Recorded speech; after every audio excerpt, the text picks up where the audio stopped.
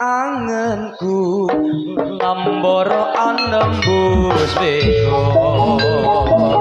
ngitung lintang sesuluh padang rembulan tak goleki ana ngendi si panjerino tak titipi kidung daging jatuh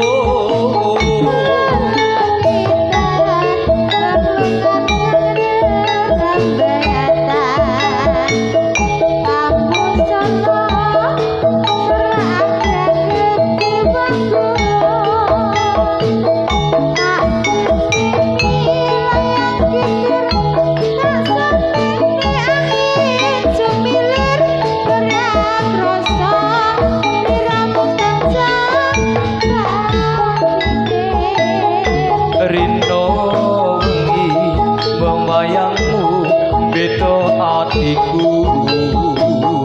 sing tirta saupomo kapan kok ya aku bisa gegem lintang rengko endahe rembulan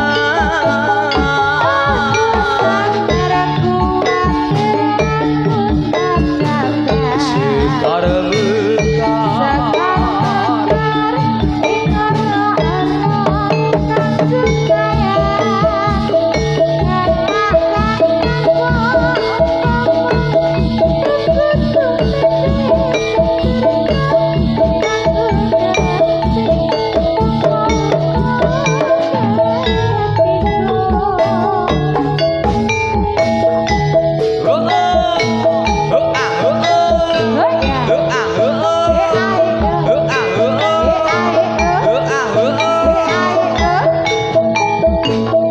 Jokin asih lho ki.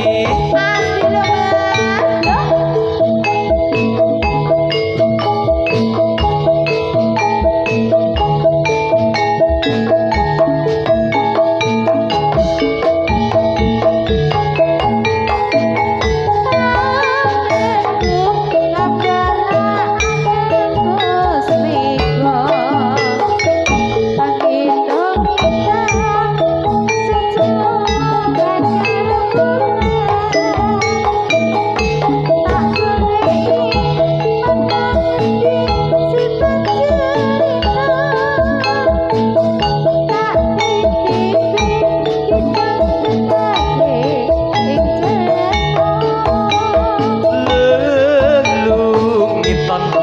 lung-lungan kang rerabaken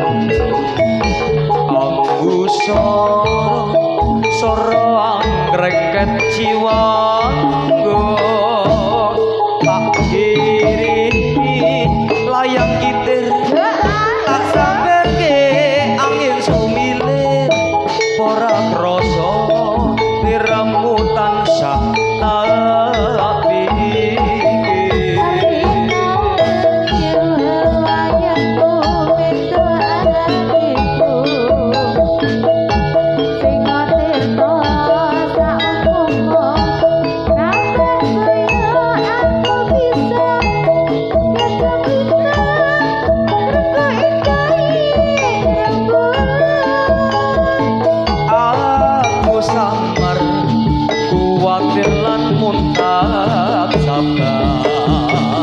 sekar mekar ing ora kang cegar